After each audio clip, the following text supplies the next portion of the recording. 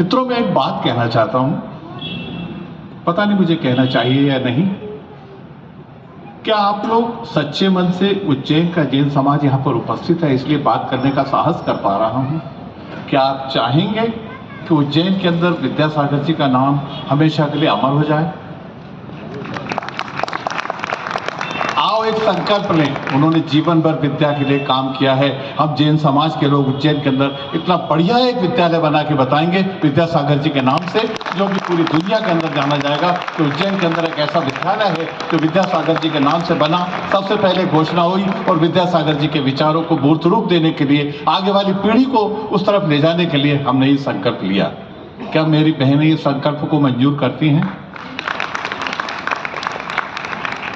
कह भर देना, बहुत देर तक बात कर लेना, मंच पे प्रशंसा कर लेना, लेकिन जब तक उसको मूर्त रूप हम न देंगे, जब तक उस कार्य की प्रगति नहीं हो पाती। जहां तक जैन समाज का ताल्लुक है, एक बार टावर पे भी मैंने बात कही थी कि हे ईश्वर, अगर तू सबकी सुनता है तो अगले जन्म में मुझे जैन परिवार में पैदा कर। यहाँ का अनुशासन, यहाँ का धर्म के प्रति समर्पण, जितनी भी प्रशंसा की जाए कम है। जहाँ तक गुरु सम्मान की बात है, मेरी बहनों, हिंदुस्तान में कहीं भी हम सिख लोगों ने ईश्वर का मंदिर, मस्जिद, गुरुद्वारा बनाया ही नहीं। हमने गुरुद्वारा बनाया। बात को शायद आप समझ पाई होंगी कि हमने गुरुद्वारे बनाए हैं, अर्थात हम गुरु की इतनी पूजा करते हैं कि वही हमें ईश्वर से मिला सकता है। इसलिए गुरु जी को मैं पुनः नमन करता हूं। एक बात और कहना चाहता था। अगर अनिल भाई मेरे छोटे भाई हैं, मेरे कॉलेज में मेरे से बहुत जूनियर थे, विषय से अलग हटकर भी एक बात कहना चाहता हूं। आज चूंकि जैन समाज के सब पदाधिकारी हैं, इसलिए बहुत दिन से आप सबसे एक चर्चा करनी थी मुझे। सिर्फ 1 मिनट होगा। मेरी बहनों, भाइयों, मेरी बात को बड़े ध्यान से सुनिएगा।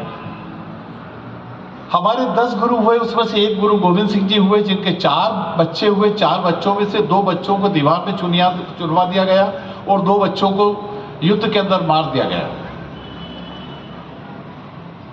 जिन 2 बच्चों को दीवार में चुनवा दिया गया था, उनको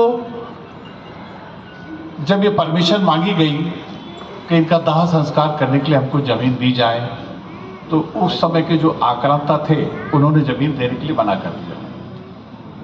जब मनुहार की गई तो उन्होंने कहा कि अगर आपको जितनी जमीन चाहिए उतनी आप मोहरें बिछा दीजिए और उतनी जमीन हमसे ले लीजिए। अब सिख धर्म की उत्पत्ति तो लड़ने के लिए हुई। एक सिपाहियों के पास इतने पैसे कहां से आते? बड़ा विचार विमर्श चला। इतने एक सज्जन खड़े हुए कि मोहरों का इंतजाम मैं करता हूं। उन्होंने लाके मोहरें बिछाई। तब फिर मुगल आक्रांताओं ने एक और बात कही कि नहीं, ऐसी खड़ी मोहरें नहीं, हमको ऐसी खड़ी मोहरें चाहिए, ऐसी मोहरें चाहिए, ऐसी चपटी नहीं, ऐसी खड़े करके बिछाई। और वो बेचारे बड़े पेशोपश में फिर पुनः घर गए, फिर और सोने की मोहरें लेकर आए और 3-4 मोहरें, जब वो मोहरें ऐसी खड़ी कर रहे थे तो 3-4 मोहरें कम पड़ी।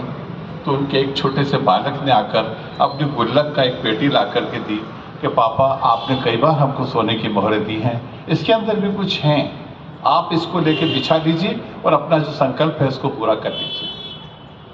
उन्होंने उस संकल्प को पूरा किया। आज भी दुनिया के इतिहास के अंदर इतनी महंगी जमीन कभी नहीं बिकी जो गुरु गोविंद सिंह जी के बच्चों को दाह संस्कार करने के लिए दी। आप नाम नहीं पूछना चाहेंगे कि वो व्यक्ति कौन? पंडित टोडरमल जी ने ये जमीन, ये जैन समाज से संपर्क रखते थे।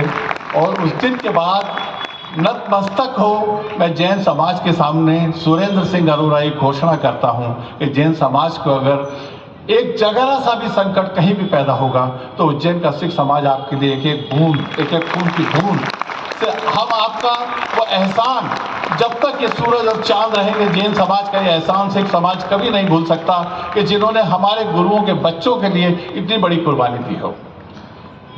मैं हर जैन समाज के एक एक व्यक्ति को नमन करता हूं और कोशिश ये करेंगे कि जब जब जैन समाज, मैंने अभी थोड़ी देर पहले जो ये कहा था कि मैं जैन समाज में अगली दुनिया में अगर अगली बार कहीं पैदा हूं तो जैन समाज में हूं, उसके पीछे कारण ये है कि मैं सिख समाज, हिंदुस्तान का सिख समाज, विश्व का सिख समाज आप सबका ऋण कभी नहीं उतार पाएगा। मैं आप सबकी ओर कृतज्ञता प्रकट करता हूं। मैं पुनः चाहूंगा कि आपने मोहरे बिछा के गुरु गोविंद सिंह जी के बच्चों को दाह संस्कार की जमीन तो लेकर दे दी। एक बार पुनः संकल्पित हो मेरे मित्रों, और फिर हम विद्यासागर जी के नाम से उज्जैन के अंदर स्कूल जरूर खुला।